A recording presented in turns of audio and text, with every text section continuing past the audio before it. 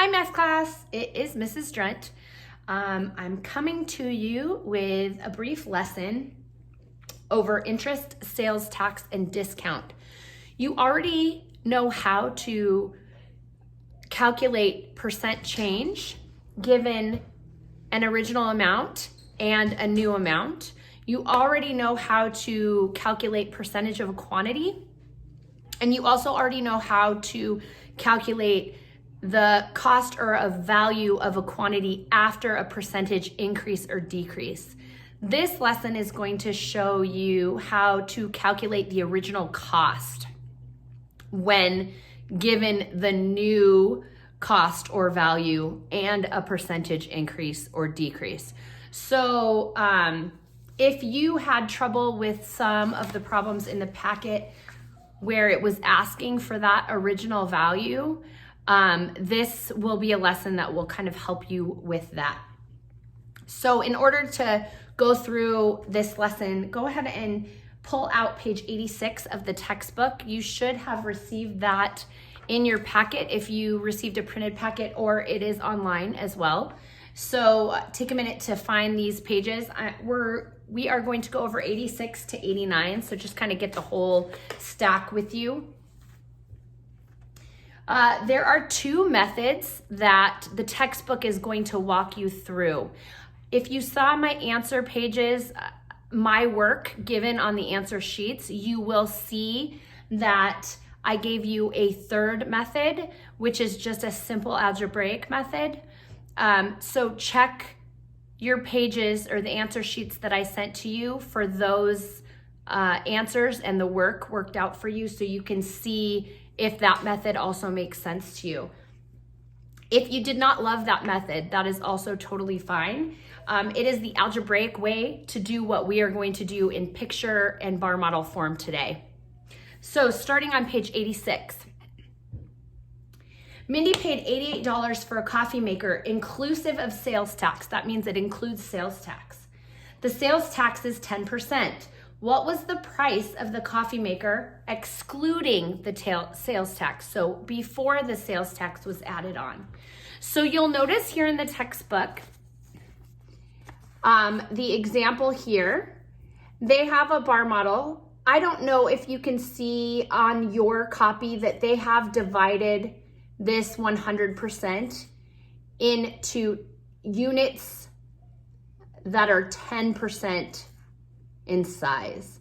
So you'll notice there are 10 units on this 100% bar here. The reason that they divided this 100% into 10 separate units is because the extra percentage added on is 10% sales tax.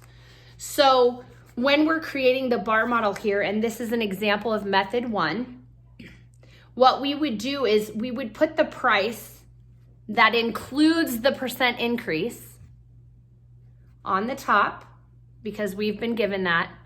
The 100% is what we're looking for. That would be the amount before the sales tax.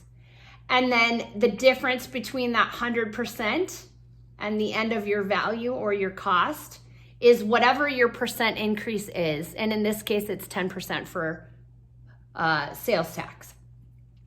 So you'll notice down here, we actually have 110% represented in that $88. So in this first method, what they would like you to do is to break your 110% or whatever the whole percentage is all the way across.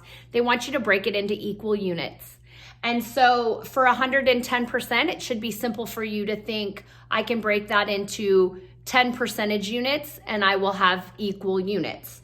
And that's what they did. So they're showing you here that they broke it into 11 equal units.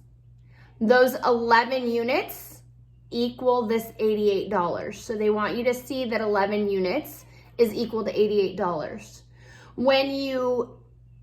Once you have that, we use that unitary method again to say 11 units equals $88. So 1 unit is equal to $8. We do that 11.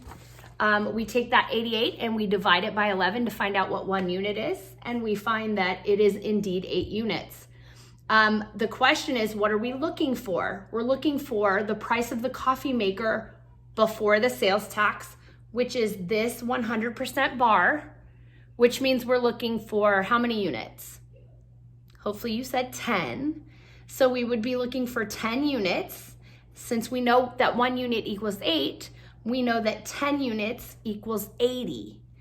So see if that makes sense for you as you work through number 1. They walk you through this same method in number 1. Go ahead and look through that. You can pause me and come back to me in a minute. So I'm hoping you paused and you worked through it and it makes sense to you. Now, on the back side, on page 87, they're going to walk you through a second method. It's actually probably my preferred method out of the two, but you can pick whichever one you want. This way you're separating it real easy for you to understand. This is the amount before, which is always going to be 100% if they're asking you for the amount, the original amount or the amount before. That's equal to my 100%.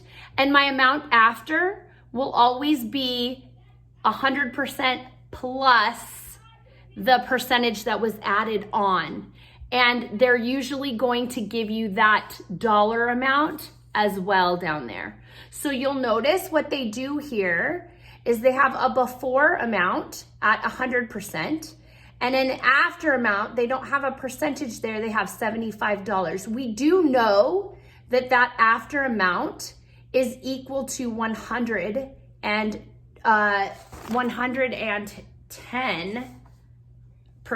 It should be equal to 110% there. Or I'm sorry, 25%, because we're dealing with a new problem now. So that amount at the after should be equal to 125%, and that amount is $75. So when we look at it this way, you can more clearly see what your units need to be.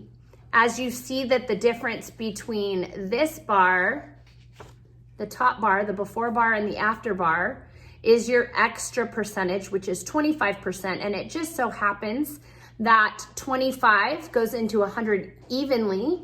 So you can easily make equal units of 25% if you do it this way. So if you have your textbook with you, you can see that the before bar is broken into 4 different units and the after bar is broken into 5. So we see that 5 units equals $75 here.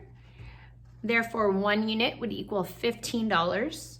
And we're looking for the 100%, which is the before, which has 4 units. And when we multiply that by the 15 by 4, we get $60. So we realize that Francisco received $60 of allowance previously. So go ahead and take what we just learned with methods 1 and 2, as well as the algebraic method I showed in the pages that I emailed home to your parents, and see what you can do with numbers 2 through 5. You will notice, I know some of you will be really excited about this, you will notice a calculator on the side of 3, 4, and 5. That is to tell you that it is fine to use a calculator for these problems. The idea here is not, obviously we want you to work on your calculations, but we also want you to be able to understand the concept and be able to kind of plug those numbers in and not get caught up in the calculations right now. Right now, we want to make sure that you understand the concept. So kind of see what you can do with numbers 3, 4, and 5 on this page. And then you will also notice on the back, which is page 89, there are 5 problems there that are extra practice problems. They are part of your homework, so you do need to complete those. You don't really have a lot of room here to show your work, so please use a separate paper for that. But you can place your answers right here on this page if you'd like to, or you can just turn in your extra sheet of paper when we do collect your work. If you would rather do that, just make sure you label it appropriately so I can tell. What I am going to do is I am going to work these problems as well, and I will send those to your parent so that you have the answers to those as well, so that you can check those. If you do have any questions on either of the two methods or anything else that we've done in math up to this point, please do feel free to hop on one of our Zoom meetings and ask those questions, or send me an email, or jump on Remind and send me a message via Remind. So I hope this was helpful for you. And again, if you have extra questions, come talk to me on Zoom tomorrow. Okay? See you soon. I hope you all are doing well, and I miss your faces lots. Okay, bye for now.